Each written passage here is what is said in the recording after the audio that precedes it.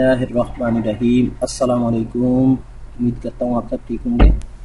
Cuba की सरकारी फ़ज़ाई company का मुसाफिर त्यारा हवाना के हवाई अड्डे हुज़े मार्टी से उड़ान भरने के फ़ौरन बाद गिरकर तबाह हो गया, जिसके नतीजे में 110 अफराद हलाक हो गए। गैर मुल्की मीडिया के मुताबिक क्यूबा की सरकारी फ़ज़ाई कंपनी क्यूबाना डी एविएशन के बोइंग 737 ने दारुल हुकूमत हवाना के हवाई अड्डे हुज़े मार्टी से उड़ान भरी, लेकिन करीब ही गिरकर तबाह हो गया।